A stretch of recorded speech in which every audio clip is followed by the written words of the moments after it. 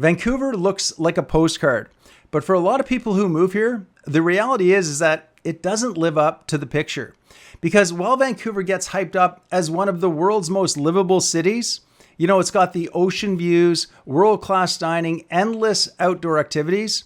Well, there are some hard truths that most people, they only figure out after the honeymoon phase is over. And once the boxes are unpacked and that 6-figure down payment is locked in, that sinking feeling of, did we make a mistake? That can hit hard and fast. And so in this video, I'm going to pull back the curtain on the biggest regrets that people have after moving here to Vancouver, BC. From surprise costs that nobody tells you about to lifestyle gaps that can completely blindside new residents. These are the things that they don't show up in the travel vlogs or on the real estate listings, but they absolutely impact your day-to-day quality of life. And here's the thing. If you know what you're walking into, you can avoid the biggest regrets and actually thrive here. But if you don't, you're setting yourself up for a very expensive lesson. So stick around because this might save you from one of the costliest real estate decisions of your life. Now, most people, they expect Vancouver to be expensive. What they don't expect is how relentless it feels. You see, it's not just about the housing prices. Although yes, the average detached price here in Vancouver is now over $2 million. But it's also everything else that piles on. We're talking groceries, gas, parking, restaurants, childcare, insurance, the list goes on.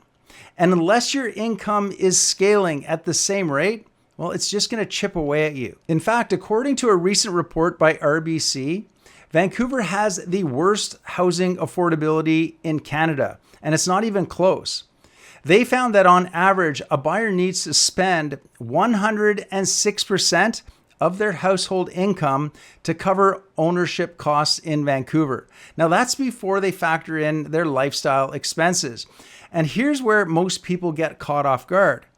They move here for the lifestyle, but then they can't afford to actually enjoy it. They come here for the hikes, the cafes, the beach days, but between juggling 2 jobs, commuting, and trying to cover basic costs, there's no bandwidth left. But here's the flip side. If you're strategic and maybe you work remotely or, you share your housing costs or you find a pocket just outside the core, the lifestyle that Vancouver offers, it is world class. It's just really about finding the right spot and being honest with your budget and aligning your expectations before you move. Because once you're in, the lifestyle is pretty hard to beat. Now, affordability is one thing, but there is something else that can catch newcomers completely off guard. And this one, it's not about the money. It's about your mood. So here's the thing that almost nobody talks about. Vancouver's rain, it doesn't just change your outfit, okay? It actually changes your mindset. So get this, from October to April, the city is gray, all right? Not just cloudy either, okay? Not just wet.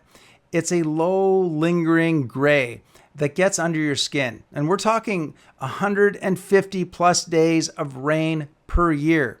And those aren't, dramatic thunderstorms, okay? Those are slow, drizzly, sort of mood-dulling days that start to mess with your energy. Now, if you grew up here, it's kind of part of the deal, right? But if you're coming from elsewhere, in those sunnier areas like maybe Alberta or Ontario, it can feel like a full-on identity crisis. You stop doing those outdoor activities, you see fewer friends, and before you know it, you start Googling, light therapy lamps. And that's the real deal. I actually did that myself when I moved here many years ago. But the truth is, once you accept it, once you stop trying to fight off the rain, you just kind of adjust. And you invest in some solid rain gear, all right? And you learn to walk your dog in that drizzle. And you stop looking for the umbrella as well. In fact, some of the locals here will tell you that if you're a true Vancouverite, you don't carry an umbrella. You just keep on moving. You put on your hood and you keep on going. Now, the bonus, of course, is that when the sun does come out, it is magic. Absolutely postcard perfect. And you don't take a single day of good weather for granted either, okay? So it really hits differently here. All right, so let's say you've made peace with the rain. Your next challenge is actually going to be getting your foot in the real estate door and doing it, of course, without regret. Now, a lot of new buyers here in Vancouver, they think that the hardest part is saving up for the down payment, and it's not. The hardest part is figuring out what to buy and not regretting it 6 months later. Because even once you're approved, there's still a good chance that you could be competing, even if it's a buyer's market. You see, there's investors you're competing with, downsizers, offshore money, cash buyers. You know, the average condo sells in under 14 days currently. And multiple offers, they're still common, even in so-called slower seasons. And here's where buyers tend to get burned. They compromise. They compromise on space, on location, on quality, and then they realize they're in a 500 square foot unit backing onto an alley with no parking. And it's still costing them over $3,000 a month all in. But even if you do find a place that you can afford and you win the offer, there's another challenge that most people, they don't see coming until they have already moved in. So here's where most people get blindsided. Vancouver isn't a single lifestyle. It's a collection of, dramatically different experiences depending on where you land. So take Mount Pleasant, for example. It's hip, it's walkable, full of cafes and creatives, okay? Now, compare that to Dunbar. You've got leafy, green, quiet, family-focused. Or Kitsilano. It's beachy, it's relaxed, but it has a high ticket and it's full of renters. And here's the kicker. 2 homes can be the same price, but offer completely different day-to-day lives. Now, one might have good transit, a vibrant community and walkability, but the other, it might leave you totally isolated, dealing with spotty transit or long treks just to grab your groceries or maybe a coffee. So, when people say they regret moving to Vancouver, often what they really mean is that they picked the wrong neighborhood for their specific lifestyle. And unfortunately, most people, they don't realize it until they've locked in a 25-year mortgage.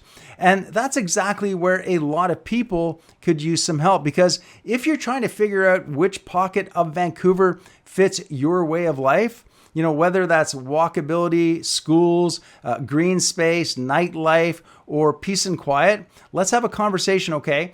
There's a link in the description box below where you can book a call with me and we can have a chat to narrow down what neighborhoods are best for you and which ones you might regret. Also, if you're expecting Vancouver to feel like a polished global city everywhere that you go, well, you might be a little bit surprised because, yes, parts of Vancouver are absolutely stunning, but others, well, they're mid-transition, okay? They're struggling with homelessness, maybe crime perception, construction, and an aging infrastructure, right? So look at areas like East Vancouver or parts of downtown East Side. You've got multi-million-dollar towers right next to social housing.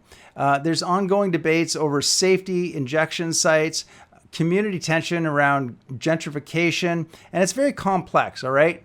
And if you're not prepared for that contrast, it can be a little bit jarring. At the same time, this is where opportunity often hides because, if you understand where the city is investing, so in things like the Broadway subway or St. Paul's hospital relocation or maybe East Van densification, then yes, there is long-term upside. But you need to go in eyes wide open, all right? Not with postcard expectations, but with a strategic lens. Now, if you think those are the only regrets that people have when moving to Vancouver, think again, because most buyers, well, they don't realize the biggest threat to their investment is actually the type of home that they are buying. So in this next video, I'm going to show you which types of homes in Vancouver come with the biggest hidden risks, and of course, how to avoid the kind of traps that cost buyers time, money, and peace of mind. Now, if you have any questions or want to chat more about this, feel free to reach out. There is a link in the description box below. Otherwise, I will see you in the next video.